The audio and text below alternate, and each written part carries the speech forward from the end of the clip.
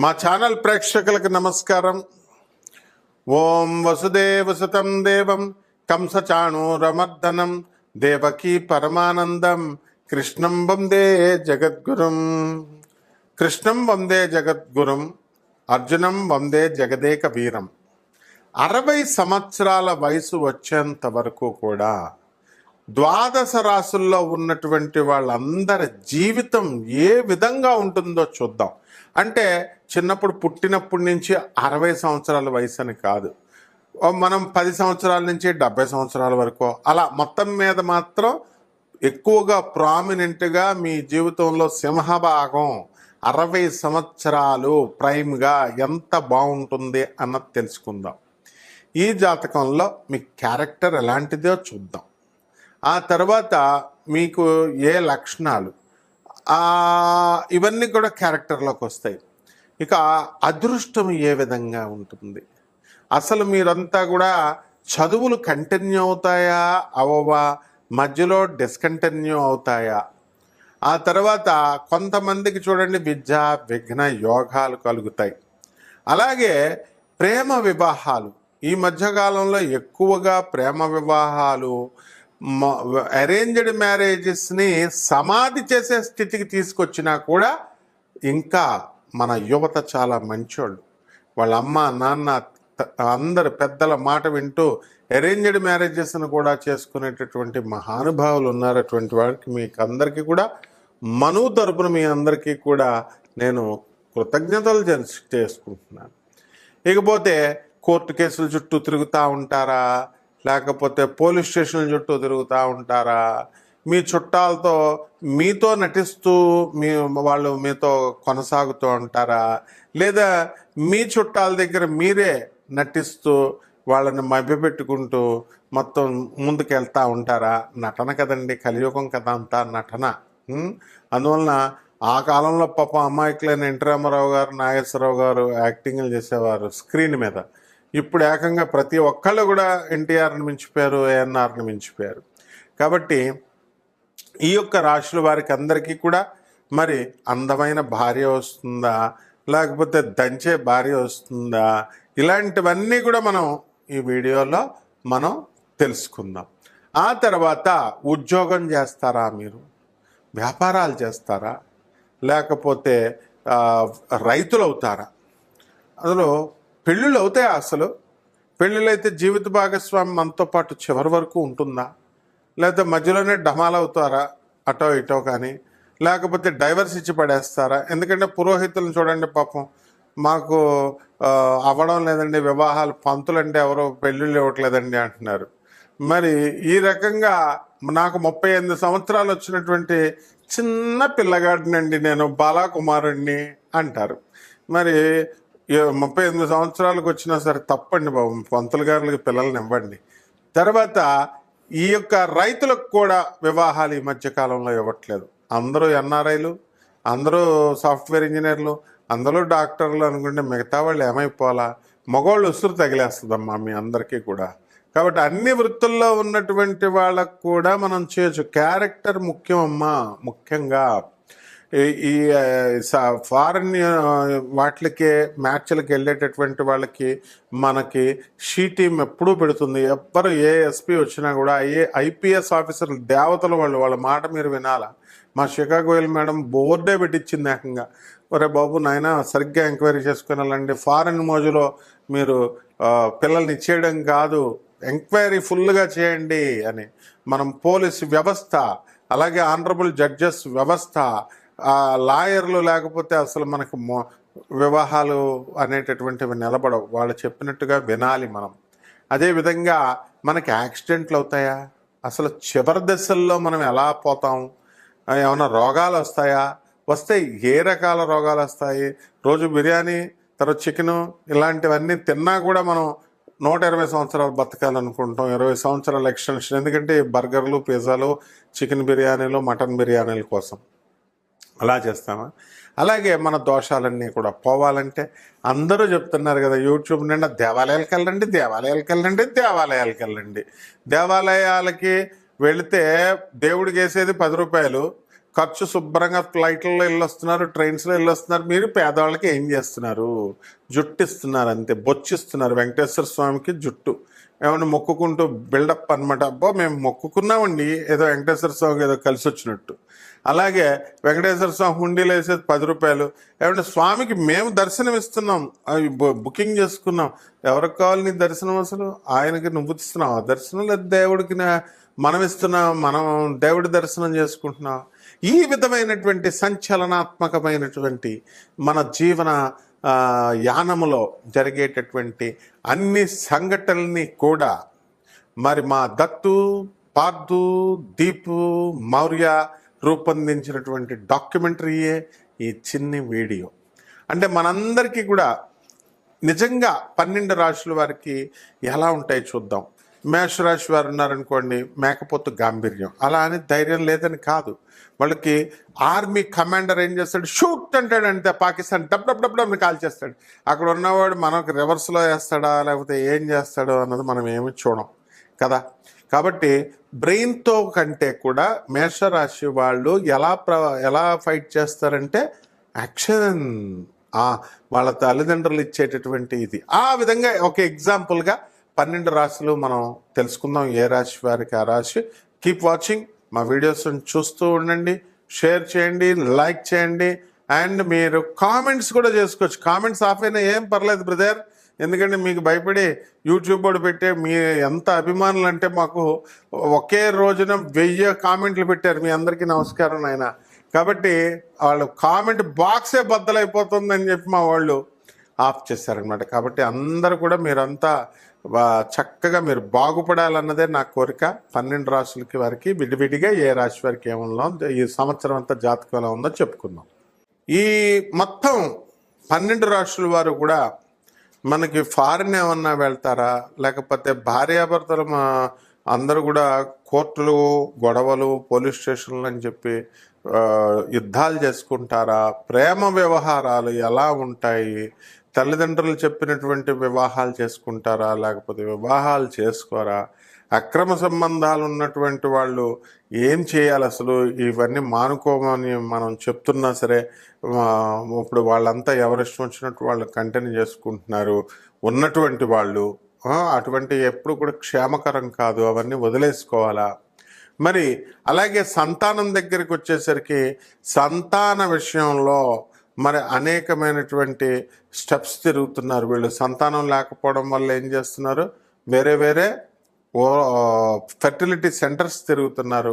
ఆ ఊర్లో ఆ మందు ఇస్తున్నారని, ఆయుర్వేదం మందు, ఈ మందులో ఇస్తున్నారని చెప్పేసి వాళ్ళు దానికి సర్టిఫికేషన్ లేనటువంటి వైద్యులకి సర్టిఫికేషన్ లేనటువంటి వైద్యాన్ని చేసుకొని మొన్న కరోనా టైంలో ఎక్కువ మంది చనిపోయింది ఫెర్టిలిటీ కోసం. మందులు, ఆకులు, అలములు, మేకల్లాగా అవన్నీ నవిలేటటువంటి వాళ్ళు. కాబట్టి కామక్రోధాలు ఎలా ఉంటాయి వీళ్ళకి, బంధువులతో వీళ్ళందరూ కూడా ప్రవర్తన ఎలా ఉంటుంది, ఇవన్నీ కూడా మనము ఈ 12 రాశుల్లో మనం తెలుసుకుందాం. ముఖ్యంగా ఈ యొక్క ఏలినాటి శని జరుగుతున్నటువంటి రాశులు మేషరాశి, మరి అలాగే కుంభరాశి, మీనరాశి. ఈ ఏలినాటి శని సమయంలో వీళ్ళందరికీ కూడా బాగుండలేదు పరిస్థితి అని మనకు అర్థమవుతోంది. కాబట్టి దీనికి మొట్టమొదట ఇప్పుడు కొత్తగా వచ్చినటువంటి ఈ యొక్క మేషరాశికి ఏలినాటి శని వచ్చేటప్పుడు ఏ రకంగా ఉంటుంది, మరి అలాగే పోయేటప్పుడు ఏ రకంగా ఉంటుంది, మధ్యలో ఉన్నటువంటి కుంభరాశి వారికి ఏ విధంగా ఉంటుంది, ఇవన్నీ కూడా మనం ఈ యొక్క వీడియోలో మనం డిస్కస్ చేసుకుందాం. అలాగే ఇళ్ళు, గృహయోగాలు, వాహన యోగాలు, అలాగే ఇవన్నీ కూడా మనం చూసుకోవాల్సినటువంటి అవసరం ఉంది. మరి నిజ జీవితంలో మనకి సంవత్సరంలో యాక్సిడెంట్లు అవుతాయా, యాక్సిడెంట్లు కావా, దేవాలయాలకు వెళుతూ కూడా చాలామందికి యాక్సిడెంట్లు అయినటువంటి వాళ్ళు ఉన్నారు. అలాగే హనీమూన్లకు తీసుకెళ్ళి భర్తలను చంపేసినటువంటి ఇన్సిడెంట్లు మనం చూస్తున్నాము. అసలు అంతా భయంగా ఉంటుందన్నమాట. ఇలాంటి సంఘటనలు ఎందువలన వాళ్ళంతా కూడా జరిగాయి. ఇక విమానాల ప్రయాణాలు తెగ చేస్తూ ఉంటారు బిల్డప్ ఇవ్వడం కోసం. ట్రైన్లు పనికిరానట్టు, ఏదో బస్సులు పనికిరానట్టు ఏరోప్లేన్స్. మరి మొన్న ఏరోప్లేన్ క్రాష్ ఎందుకు జరిగింది? అసలు ఈ కుజ కేతువులు ఇద్దరు కూడా ఈ విమాన ప్రయాణాలకి కారకులు అవుతున్నారా? అలాగే ఇక ఇతర రాశుల వాళ్ళకి కూడా మనకి వాహన ప్రయాణాల్లో మనకేమైనా సరే ప్రమాదాలను సృష్టించబోతున్నారా? అదేవిధంగా ఈ యొక్క వాహనాల విషయంలో కొత్త కొత్త వాహనాలు మనం కొంటూ ఉంటాం. ఆ వాహనాలు కొన్న ఎంతవరకు ఎవరికి పడతాయి, ఏ రంగులకు పడతాయి? అలాగే వివాహం కానిటువంటి పెళ్లి కాని ప్రసాదులు చాలామంది ఉన్నారు. అటువంటి వాళ్ళకి వివాహాలు అవుతాయా, అసలు అవ్వవా? మరి పెళ్లి కుమార్తెలంతా కూడా గురుమౌఢాలు, ఇలాంటి శుక్రమౌఢాలు ఇవన్నీ కూడా ఉన్నాయి. వీటిల్లో ఈ రాశుల వారికి వివాహాలు అయితే ఎప్పుడు అవుతాయి? ప్రేమ వ్యవహారాల పట్ల యువత ఒకానొక దశలో 20 సంవత్సరాల క్రితం తిరిగింది. దానికి సాచురేషన్ స్టేషన్ తీసుకొచ్చేసారు. ఇప్పుడు ప్రేమ వివాహాలు కూడా పోయినాయి, లివింగ్ ఇన్ రిలేషన్స్ వచ్చేసినాయి. ఏమనంటే సుప్రీంకోర్టు తీర్పిచ్చింది అంటున్నారు. కొంతమంది యువత అయితే హోమోసెక్షువల్స్ అని స్టార్ట్ చేశారు. కొంతమంది ఈ అఘోరి మొన్న మధ్య వచ్చింది వర్షిణి అనే అమ్మాయిలు పెళ్లి చేసుకోవడం మొదలెట్టారు. ఆ విధంగా ట్రాన్స్జెండర్ల అమ్మాయిలను పెళ్లి చేసుకోవడం మొదలుపెట్టారు. ఆ తర్వాత ఈ యొక్క మనకి ఈ వివాహ వ్యవస్థలో ఇప్పుడు అసలు నేను పెళ్లి చేసుకోకుండా బ్యాచులరే ముద్దు, సోలోనే ముద్దు అంటూ సినిమాలు చూసి ప్రభావితం అయ్యేటటువంటి యువత ఈ 12 రాశుల్లో ఈ సంవత్సరంలో చేసేటటువంటి పనులు ఏమిటి? కూలంకుషంగా మనం ఒక్కొక్క రాశికి విడిగా మనం తెలుసుకుందాం. మకర రాశి. ఈ మకర రాశి వారందరికీ కూడా చక్కగా ఈ 60 సంవత్సరాలు బ్రహ్మాండంగా ఉంటుంది. చిన్నతనంలో చాలా కష్టాలు పడినటువంటి వాళ్ళు కొంతమంది ఉంటారు, కానీ ఎక్కువ మంది ప్రిన్సిపాల్ల పిల్లలుగా, ఒక గవర్నమెంట్ ఉద్యోగస్తుల పిల్లలుగా ఈ మకర రాశి వాళ్ళు ఉండడం అనేటటువంటివి జరుగుతాయి. ఈ మకర రాశి వారు కొంతమంది ఓవర్ అనలైటికల్గా ఎక్కువ అవతల వాళ్ళ గురించి ప్రోబింగ్ చేస్తారు. కానీ చాలామంది ఉన్నత హోదాల్లో ఉన్నటువంటి వాళ్ళు, ప్రిన్సిపల్స్గా ఎదిగినటువంటి వాళ్ళు ఎంతో స్టూడెంట్స్ని ఎంతో ప్రేమిస్తారు. వాళ్ళు బ్రాడ్ అవుట్లుక్తో మంచిగా ఉంటారు. తమ స్టూడెంట్స్కే తమ పిల్లల్నిచ్చి పెళ్లి చేసే విధానంలో చక్కగా ఆలోచన చేస్తారనమాట. కాబట్టి ఈ యొక్క రాశి వారికి ఒంటరితనం చాలా ఎక్కువగా ఉంటుంది. కాబట్టి వీళ్ళందరూ కూడా ఈ కాళ్ళు చేతులకి యాక్సిడెంట్లు అవ్వడానికి అవకాశాలు ఉంటాయి కొంత. అయితే ఈ మకర రాశి వాళ్ళు మీరు మీ యొక్క మనవళ్ళ విషయాల్లో జీవితాల్లో అడుగు పెట్టకూడదు. ఉల్టా పల్టాగా ఉండడానికి కొంతమంది తాతయ్యలు ఉండడానికి అవకాశాలు ఉంటాయి. నిర్దాక్షిణ్యంగా కొత్తగా పెళ్లి చేసుకొని లవ్ మ్యారేజ్ చేసుకున్నటువంటి మీ మనవరాలి యొక్క జీవితంలోకి ఎంటర్ అయిపోయి వాళ్ళని నిర్దాక్షిణ్యంగా పిల్లడు పుట్టినా సరే మీరు విడగొట్టేసేటటువంటి విధానంలో ఈ మకర రాశి వాళ్ళు కొంతమంది ఉంటారనమాట. కాబట్టి ఇలాంటివి చేసుకోకూడదు. మీరు ఈ క్యారీ ఫార్వర్డ్ అవుతుంది కర్మ.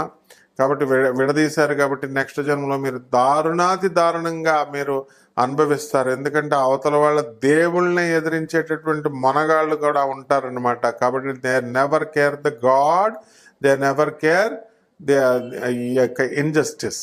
కాబట్టి ప్రతీకారాలతో మీ శత్రువులు ఉంటారు. కాబట్టి మీ శత్రువుల గురించి మీరు చాలా జాగ్రత్తగా ఆలోచించాలి. శత్రువులు ఏ నాటికైనా సరే వాళ్ళకి మీరు చేసినటువంటి అన్యాయానికి ప్రతీకారం అనేటటువంటి తీర్చుకోవడం జరుగుతుంది. అందువల్లనే చాలామంది మకర రాశి వాళ్ళు మర్డర్ అయిపోయినటువంటి వాళ్ళు చాలామంది ఉన్నారనమాట. కాబట్టి ఈ విషయంలో చాలా జాగ్రత్తగా ఉండండి మకర రాశి వాళ్ళు. ముఖ్యంగా భార్యాభర్తల మధ్య గొడవలు జరుగుతూ ఈ యొక్క భార్యలు పాపం దీనాతిదీనంగా వాళ్ళు అడుక్కుంటున్నా సరే వాళ్ళని దూరంగా పెట్టేసి నానా రకాలుగా మీరు చేసినటువంటి వాళ్ళు ఉంటారు కొంతమంది. అందువలన ఈ 20 సంవత్సరాల వయసు వరకు కొంతమంది బాగా బ్రతికిన మధ్యలో ఉన్నటువంటి 45 సంవత్సరాల వరకు టాప్ రేంజ్లోకి వెళ్తారు. ఆ తర్వాత వార్ధక్య దిశలో మీ యొక్క పాపాలు మీకు కాటేస్తూ చాలా ఆ రోగాలు మీకు యూరిన్ ఇన్ఫెక్షన్స్, కాళ్ళు చేతులు, ఆర్థరైటిస్, ఇలాంటి హార్ట్ అటాక్లు, ఇలాంటి వ్యాధులు రావడానికి అవకాశాలు ఉన్నాయి. కాబట్టి రూపాయి కూడా ఖర్చు అక్కర్లేకుండా మీకు కొన్ని పరిహారాలు చెప్తాం. అవి ఎలాగో చేద్దరు. కానీ పరిహారాలు అనేటటువంటి భ్రమ నుంచి మీరు బయటకు వచ్చేసండి. మొట్టమొదటగా ధనవంతులు రూపాయి తీయాలి బయటికి, బీరువాళ్ళ నుంచి తీయకుండా మీరు కనుక ఉన్నట్లయితే పూర్వజన్మ కృతం పాపం రోగరూపేణ పీడిత, రోగాల రూపంలో ప్రతి ధనవంతుడికి ఇంచుమించుగా వచ్చేస్తుంది. చూస్తున్నాం, షుగర్ వ్యాధులని, పెరాలసిస్లని చాలా భయంకరంగా అయిపోతారనమాట. కాబట్టి ఎట్టి పరిస్థితుల్లో ధనవంతులు దాన ధర్మాలు చేస్తూనే ఉండాలా, పేదవారి పట్ల దయ కలిగి ఉండాలా. ఇకపోతే మన పేదవారందరూ కూడా, మీరందరూ కూడా సూపర్ హీరోస్ అనమాట మీరు. అందువలన మీరందరూ కూడా పేదవాళ్ళకి, మీకంటే పేదవాళ్ళకి సహాయాలు చేయండి, వికలాంగులకి సహాయాలు చేయండి, ఆ తర్వాత అనాథ పిల్లలకి సహాయాలు చేయండి, అలాగే సాధు పురుషులకి సహాయాలు చేసుకోండి. మీ జీవితాలు బ్రహ్మాండంగా ఉంటాయి. ధనవంతుల సంగతి యముడును శనీశ్వరుడు చూసుకుంటాడు. శుభమస్తు. పరిహారాలు కొన్ని రకాలుగా మనం పైసలతో, లక్షలతో ఖర్చు పెట్టేటటువంటి పరిహారం మీరు చేసుకోవాల్సిన అవసరం లేదు. అనాథ పిల్లలకి, వాళ్ళకి సేవలు చేసుకుని, వాళ్ళకి దానాలు చేసుకుంటే అక్కడికే మీ కర్మ 75% తొలగిపోతుంది.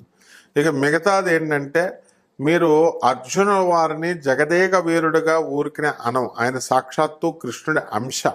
కాబట్టి వందే జగదేక వీరం అని అంటాం. కాబట్టి జమ్మి చెట్టు చుట్టూ ప్రదక్షిణాలు చేసుకుంటూ 108 ఓం పార్థాయ నమః అంటూ పార్థుని తలుచుకోండి. అదేవిధంగా ఈ యొక్క రావి చెట్టు చుట్టూ తిరుగుతూ ఓం శనేశ్వరాయ నమః అంటూ శనేశ్వరుని తలుచుకోండి. అదేవిధంగా జమ్మి చెట్టు దగ్గరికి వెళ్ళి అర్జునుని తలుచుకున్నారు కదా, ఇక ఓం దత్తాయ నమః, ఓం దత్తు అని చెప్తూ ఓం దత్తాత్రేయాయ నమః అంటూ మేడి చెట్టు చుట్టూ ప్రదక్షిణాలు చేయండి. ఈ చెట్లన్నిటి దగ్గరికి వెళుతూ దీపు స్టార్ అని అంటూ దీపాన్ని చక్కగా మీరు స్టార్ లాగా వెలిగించి దీపారాధన చేసి ఓం దీపదేవతాయ నమః, దీపాయ నమః, ఓం దీపాయ నమః అంటూ మీరు చేసుకోండి. అలాగే మన జీవితంలో ఎప్పుడు కూడా రాజాలాగా బతకాల, ఎవరికి తల వంచకు అన్నట్టు బతకాలి. కాబట్టి చంద్రగుప్త మౌర్యాన్ని మీరు ఆయన్ని తలుచుకోవడం ద్వారా మీరు యద్భావం తద్భవతి, ఆ విధంగా అవడానికి అవకాశాలు ఉంటాయి. శుభమస్తు.